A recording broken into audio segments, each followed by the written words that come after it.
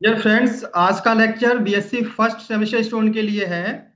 और आज के इस लेक्चर में हम बीएससी फर्स्ट सेमेस्टर में सेमेस्टर फर्स्ट जिसका पेपर कोड है zoo 101F and paper title is cytology. इसमें आपके 8 यूनिट्स दिए गए हैं, जिसमें से unit first structure and function of cell organelle first, unit second है structure and function of cell organelle second, and unit third nucleus and chromatin structure. तो आज के इस लेक्चर में हम इन 3 यूनिट से मल्टीपल चॉइस क्वेश्चंस को लेकर आए हैं, and these questions will be very very helpful for your upcoming semester exam. So unit first, second and third. The first question is, which of the following best describe the fluid mosaic model of plasma membrane? तो cell membrane या plasma membrane के different model दिए गए थे, जिसमें से एक था फ्लूइड मोज़ेक मॉडल जो सिंगर एंड निकोलसन ने दिया था। तो इनके अकॉर्डिंग कौन सा स्टेटमेंट सही ऑप्शन है? A rigid layer of protein and lipid, नहीं, सेल मेम्ब्रेन कभी भी रिजिड नहीं होती है। A bilayer of lipid with embedded protein that move laterally, yes.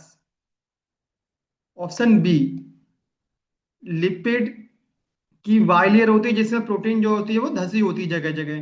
So option B is the correct answer. Next question number second, which lipid is most abundant in the plasma membrane? तो different type के lipid molecule present होते हैं plasma membrane में, कौन सा lipid molecule सबसे ज्यादा amount में पाया जाता है? सो ऑप्शन ए है हमारा cholesterol, no. Phospholipid, yes. Phospholipid जो एक ऐसा लिपिड मॉलिक्यूल है जो प्लाज्मा मेम्ब्रेन में मोस्ट अबंडेंट होता है। Option B is the correct answer. Next question number three, which of the following statement about membrane fluidity is true? Cholesterol decrease membrane fluidity at low temperature, no. Cholesterol जो होता है high temperature पर fluidity को कम करता है। Second option है unsaturated fatty acid increase fluidity, yes. जो unsaturated fatty acid है जिसमें डबल बॉन्ड होते हैं या ट्रिपल बॉन्ड प्रेजेंट होते हैं, वो फ्लूइडिटी को इंक्रीज करते हैं। और जो सैचुरेटेड फैटी एसिड होते हैं जिसमें सिंगल बॉन्ड प्रेजेंट होता है सिर्फ, वो सेल मेम्ब्रेन की फ्लूइडिटी को डिक्रीज करते हैं। तो यहाँ पर राइट ऑप्शन हो जाएगा option B. Next question number four,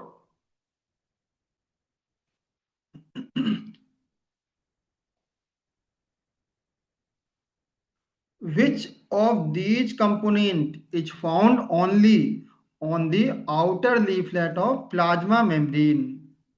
तो प्लाज्मा मेम्ब्रेन में दो लीफलेट होते हैं, एक बाहर की साइड में और एक साइटोसोल की तरफ। तो आउटर लीफलेट में पूछा गया है यहाँ पर कौन सा मॉलिक्यूल प्रेजेंट होगा? फास्फोडिलिसीरीन, नो। ये जनरल नॉर्मल सेल में, हेल्दी सेल में इनर लीफलेट प्रेजेंट होता है, और जिन सेल की डेथ होनी होती है ये पहुंच जाता है आउटर लीफलेट में। Option B phosphatidyl ethanolamine, no. Glycolipid, yes. Glycolipid generally present होता है in the outer leaflet of cell membrane. So option C is the correct answer. Next question number five, which which protein type span membrane completely? तो कौन सा protein का type जो है वो membrane को कंप्लीटली क्रॉस करता है, ये क्वेश्चन में पूछा गया है। सो पेरिफेरल प्रोटीन, ये तो बाहर की साइड में प्रेजेंट होते हैं, मेम्ब्रेन को क्रॉस नहीं करते हैं। इंटीग्रल मोनोटोपिक प्रोटीन, ये मेम्ब्रेन धसी होती है जगह जगह। Trans membrane protein, yes. Transfer, trans का मतलब ये क्रॉस करना या ट्रांसफर करना। तो ये जो प्रोटीन होती हैं ये सेल मेम्ब्रेन को कंप्लीटली क्रॉस कर जाती हैं। Option C is the correct answer. Next question number six, flip flop movement of phospholipid across the bilayer require?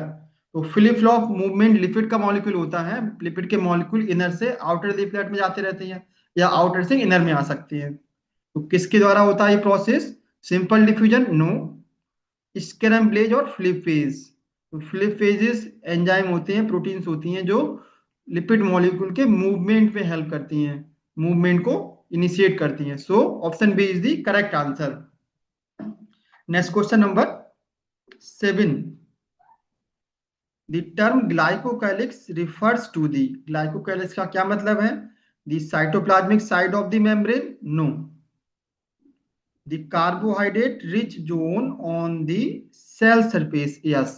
जो सेल की सरफेस पर जो कार्बोहाइड्रेट की कोटिंग होती है उसको बोलते हैं glycocalyx.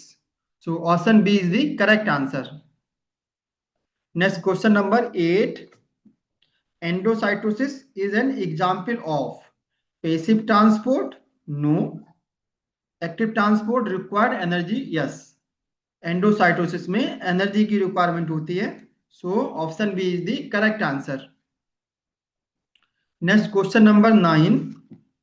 Which of the following is not a type of endocytosis? तो इनमें से कौन सा एक एंडोसाइटोसिस का टाइप नहीं है? Phagocytosis, it is a type of endocytosis. Pinocytosis, it is also receptor mediated endocytosis, it is also a type of endocytosis. Fourth option है exocytosis. So it is not a type of endocytosis but it is a exocytosis. So option D is the correct answer. Next question number 10. Receptor mediated endocytosis primarily involve caveolin coated vesicle? No. Clathrin coated vesicles? Yes. जो receptor mediated endocytosis है वो vesicle जहां इसमें जो बनती हैं वो एक प्रोटीन द्वारा कोट होती है और इस प्रोटीन का नाम होता है clathrin. Clathrin coated vesicles. So option B is the right option. Next question number 11. Which protein help in the vesicle uncoating after endocytosis? Dynamin? No. Clathrin? Yes. Option B is the right option. Clathrin protein द्वारा coated होती है vesicles. Next question number 12. Which GTPase is required for pinching off clathrin coated vesicles? जो clathrin coated vesicles बनती हैं वो cell membrane से अलग होती हैं. इस प्रोसेस बोलते हैं पिंच ऑफ. तो ये प्रोसेस कौन जो है प्रमोट करता है? Ran protein? No. Rap protein? No. Dynamin protein? Yes. Dynamin protein एक सीजर की तरह काम करती है, कैंची की तरह काम करती है. ये वेसिकल को सेल मेम्ब्रेन से अलग कर देती है, पिंच ऑफ कर देती है. So option C is the correct answer. Next question number 13. Phagocytosis mainly occurs in? तो फैगोसाइटोसिस किसमें होता है? All cell types? नो. सभी सेल में तो नहीं होता है. immune cells like macrophages and neutrophils? Yes, they are phagocytic cells. So option B is the correct answer. Next question number 14. Exocytosis involve the fusion of vesicle with the. तो जिन vesicles की exocytosis होती है वो किससे fuse होती है? Lysosome से? No. Endoplasmic reticulum से? No. Plasma membrane? Yes. Option C is the correct answer. जिन वेसिकल्स की एक्सोसाइटोसिस होना है वो सेल मेम्ब्रेन से फ्यूज होकर अपने कंटेंट को सेल से बाहर रिलीज कर देती हैं. Next question number 15. Snare proteins are important for? Snare protein किसके लिए रिक्वायर्ड होती है? Membrane potential generation? No. Vesicle fusion during exocytosis? Yes. Vesicles का फ्यूजन जो कौन रोल प्ले करता है? Snare protein. So option B is the correct answer. Next question number 16. Protein synthesized on free ribosome are generally targeted to the. जो protein जो cytosol में free ribosome के द्वारा सिंथेसिस होती है उनकी टारगेट साइट क्या होती है? ये पूछा गया है. ऑप्शन फर्स्ट है plasma membrane? No. Option second is mitochondria nucleus? Yes. जो फ्री राइबोसोम में प्रोटीन्स बनती हैं जनरली ये माइटोकॉन्ड्रिया या न्यूक्लियस में पहुंचती हैं. उनकी टारगेट साइट माइटोकॉन्ड्रिया होती है. So option B is the correct answer. Next question number 17. The signal sequence of protein entering the ER is usually located at. जिन protein signal sequence of entering into ER, जो proteins ER में पहुंचना होता है, जिन proteins को, उनका उनमें एक सिग्नल सीक्वेंस प्रेजेंट होता है, और ये कहाँ प्रेजेंट होता है? सो ऑप्शन में है at N terminus end, at C terminus end, internally absent in ER protein. तो जैसे राइट ऑप्शन होगा एट एन टर्मिनस एंड। तो सिग्नल से प्रोटीन में दो एंड होते हैं, एक तो कार्बोक्सिलिक एंड होता है जिसे सी टर्मिनस एंड बोलते हैं, और एक अमीनो टर्मिनस एंड होता है जिसे एन टर्मिनस एंड भी बोलते हैं। तो जो सिग्नल सीक्वेंस होता है वो अमीनो टर्मिनस एंड पर या एन टर्मिनस एंड पर प्रेजेंट होता है। Option A is the correct answer. Question number 18, SRP signal recognition particle bind to the nuclear pore complex, no. ER signal sequence and ribosome, yes. Signal recognition particle cytosol में पड़े होते हैं, ये bind करते हैं signal sequence से of ER proteins. Option B is the correct answer. Next question number 19, the targeting signal for protein distinct to the nucleus is called. जिन protein को न्यूक्लियस में जाना होता है उनमें कौन सा सिग्नल प्रेजेंट होता है? ER retention signal, no. Nuclear localization signal, NLS, yes. Option B is the correct answer. Next question number 20, protein distinct for secretion follow which route. जिन जो सिक्रेटरी प्रोटीन्स होती हैं उनका कौन सा रूट फॉलो करती हैं, ये क्वेश्चन पूछा गया है। साइटोसोल से न्यूक्लियस में जाएंगे, न्यूक्लियस से प्लाज्मा मेम्ब्रेन में, नो. ईआर से गोल्गी बॉडी में जाते हैं, गोल्गी से सिक्रेटरी वेसिकल्स बनते हैं, और फिर जाते हैं प्लाज्मा मेम्ब्रेन के पास, yes. Option B is the correct answer. Next question number 21, which of the following is not a cytoskeletal element? कौन सा साइटोस्केलेटल एलिमेंट नहीं है? माइक्रोट्यूब्यूल, साइटोस्केलेटल एलिमेंट है, माइक्रोफिलामेंट, इंटरमीडिएट फिलामेंट्स, ये तीनों साइटोस्केलेटल एलिमेंट्स है। बट राइबोसोम एक cell organelle है। सो यहाँ पर ऑप्शन डी हो जाएगा right option. Next question number 22, microtubules are composed of. तो माइक्रोट्यूब्यूल्स होते हैं वो किसकी बनी होती हैं? Actin monomers, no. Tubulin dimers, yes. Alpha tubulin and beta tubulin से बनी होती है microtubules. Option B is the correct answer. Next question number 23, the main function of microtubule is to provide tensile strength, no. Facilitate intracellular transport and cell division, yes. Option B is the correct answer. जो microtubules होती हैं वो vesicles के transport में help करती हैं और cell की डिवीजन में हेल्प करती हैं। So right option is B.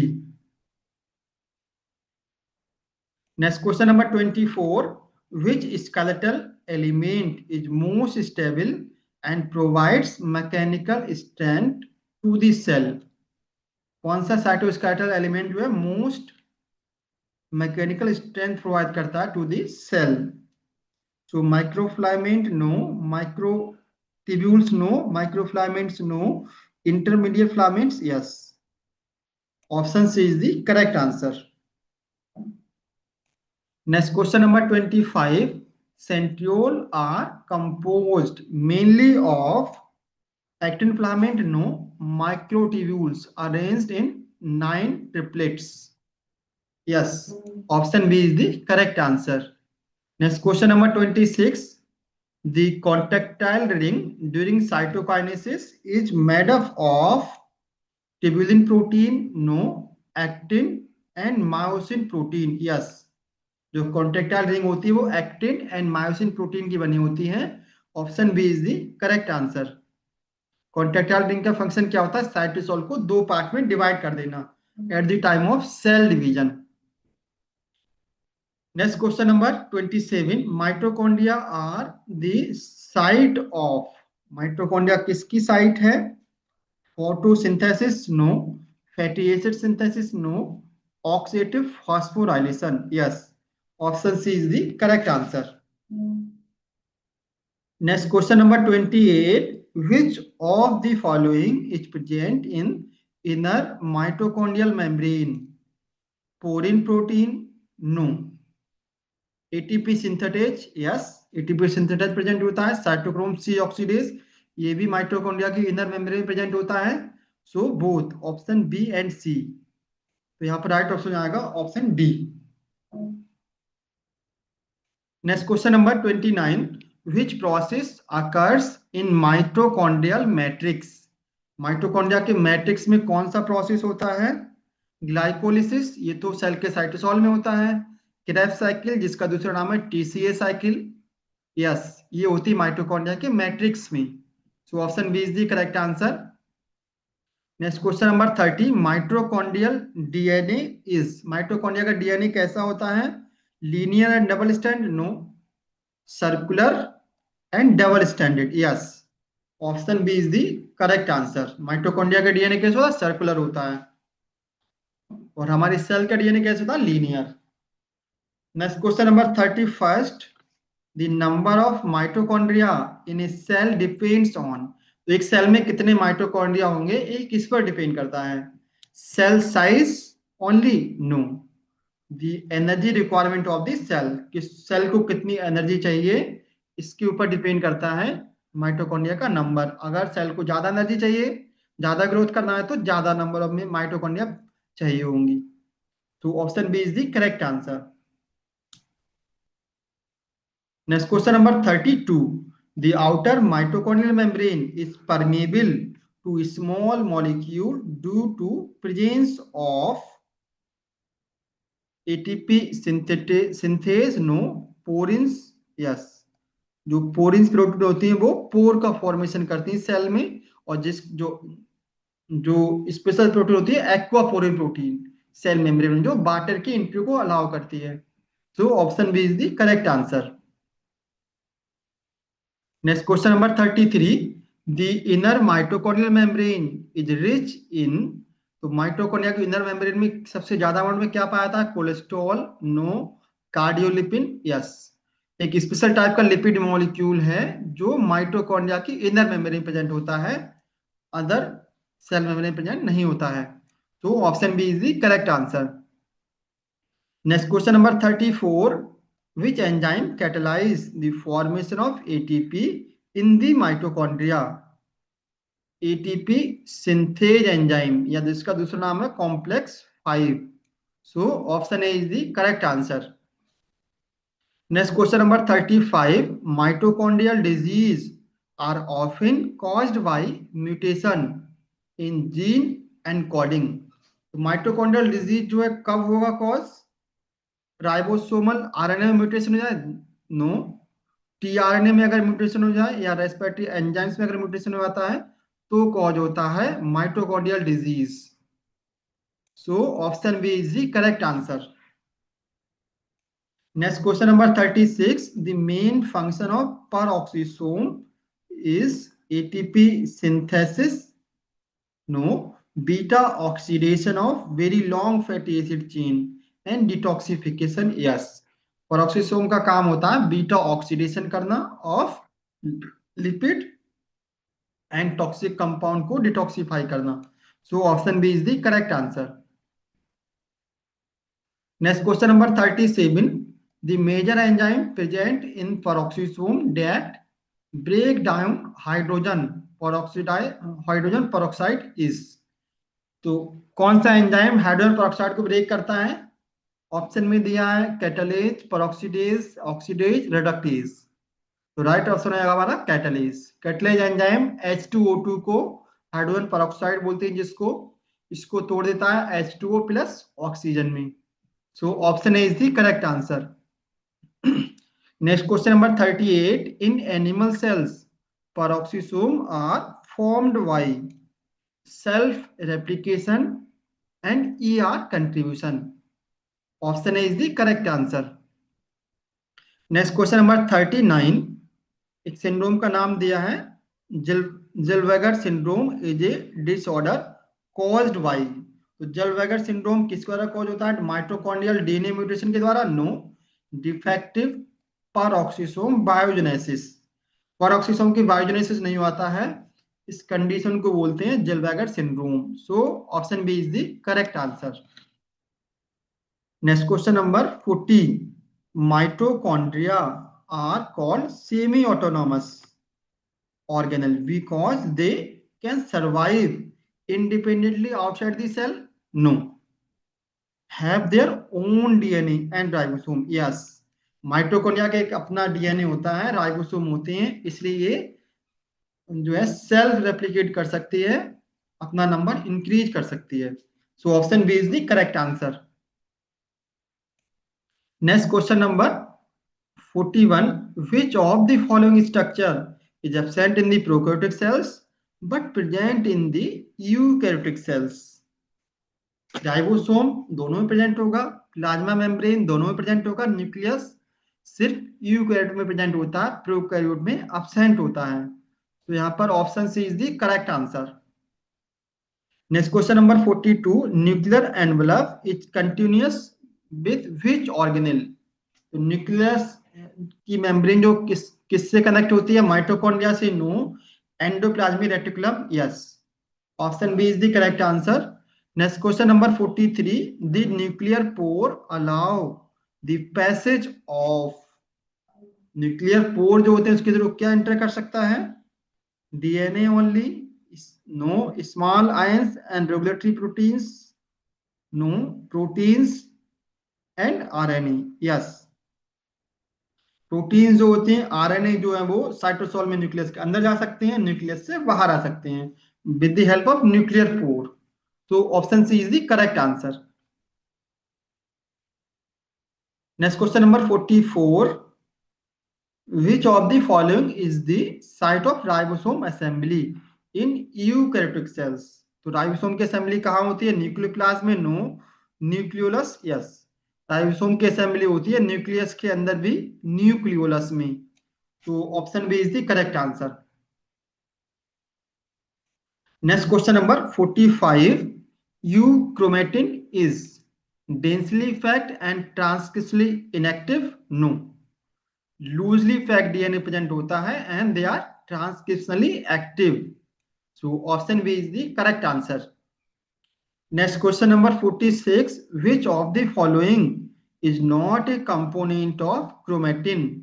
तो क्रोमेटिन में क्या प्रेजेंट नहीं होता है? डीएनए ये प्रेजेंट होता है, हिस्टोन ये भी प्रेजेंट होता है, आरएनए ये भी प्रेजेंट होगा, phospholipid it is not present in the chromatin, it is present in the cell membrane.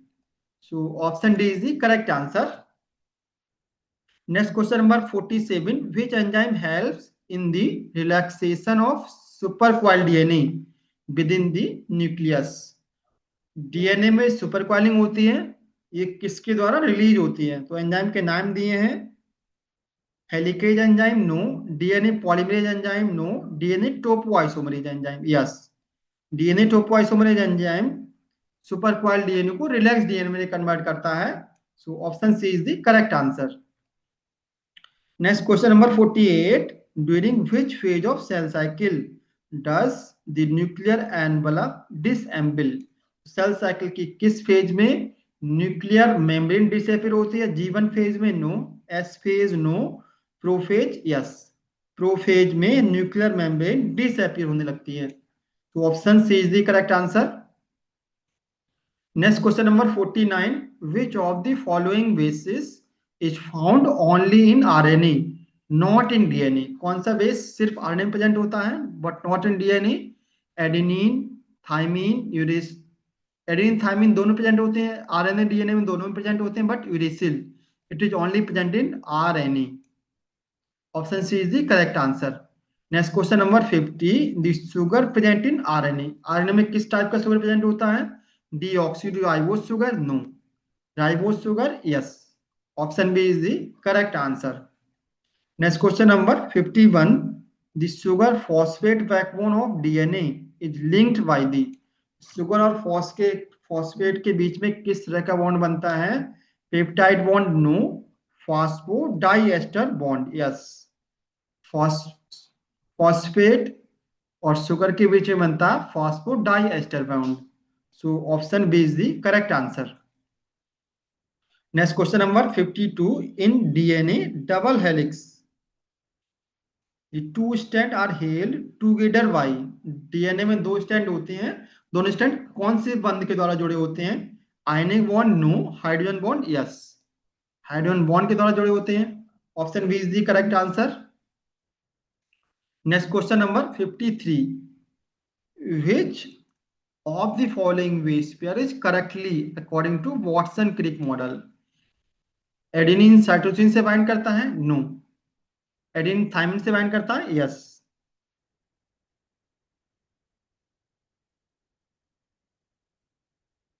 Option B is the correct answer. Adenine हमेशा बाइंड करता है थायमिन से डबल बॉन्ड के द्वारा, और साइटोसिन हमेशा बाइंड करता है ग्वानिन से तीन हाइड्रोजन बॉन्ड के द्वारा। यहाँ पर ऑप्शन होगा B right option. Next question number 54, the total amount of purine equal to total amount of pyrimidine in DNA, the rule was given by। एक साइंटिस्ट थे चारगाफ, जिन्होंने रूल दिया था जो प्यूरिन बेस होते हैं एडेनिन ग्वानिन वो इक्वल होते हैं पैरिमिडीन बेस के, A and G is equal to C and T. ये रूल दिया था चारगाफ ने। ई चारगाफ साइंटिस्ट थे। तो option C is the correct answer. Next question number 55, DNA strand are antiparallel because DNA के स्टैंड दोनों antiparallel होते हैं, क्यों? They have identical sequence? No. One strand run 5 prime to 3 prime direction and other 3 prime to 5 prime direction, yes. दोनों की direction अलग होती है, अपोजिट डायरेक्शन होती है, इसलिए डीएनए स्टैंड एंटी पैरेलल होती है। Option B is the correct answer. Next question number 56, the bond between nitrogenous base and sugar is. Sugar और जो नाइट्रोजन बेस होते हैं इसमें उनके बीच में कौन सा बॉन्ड होता है? Hydrogen bond no, phosphodiester bond no, glycosidic bond yes. Option C is the correct answer. तो नाइट्रोजन बेस है एडेनिन ग्वानिन, ये शुगर से बाइंड करते हैं ग्लाइकोसिडिक बॉन्ड के द्वारा। Next question number 57, Z DNA is characterized by. तो Z DNA में क्या करेक्टर है इनमें से? राइट हैंडेड हेलिक्स, ये तो बी डीएनए का होता है characteristics. Left handed helix yes. Z DNA में हेलिक्स लेफ्ट हैंडेड कॉइल्ड होता है। Option B is the correct answer. Next question number 58, the RNA that carries genetic information from DNA to ribosome is। तो कौन सा RNA genetic information को carry करता है, gene को कैरी करता है? R R N A no, T R N A no, M R N A yes. M R N A present होती है genetic code. Option C is the correct answer. Next question number 59, the ribosome RNA, ribosomal RNA R R N A is synthesize in which part of the nucleus. तो rRNA की synthesis कहां पर होती है nucleus के अंदर? Nuclear envelope में no, nucleolus yes. Nucleolus is the site of rRNA synthesis. Option B is the correct answer. Next question number 60, last question is which of the following is the most abundant in RNA, most abundant RNA in a cell. तो different type का RNA होता है, तो most abundant RNA कौन सा होता है cell में? MRNA no, tRNA no, rRNA yes. RRNA ribosomal RNA cell के अंदर सबसे ज्यादा अमाउंट में प्रेजेंट होता है। तो नेक्स्ट लेक्चर में हम लेकर आएंगे जो रिमेनिंग यूनिट है वहां से क्वेश्चंस लेकर आएंगे।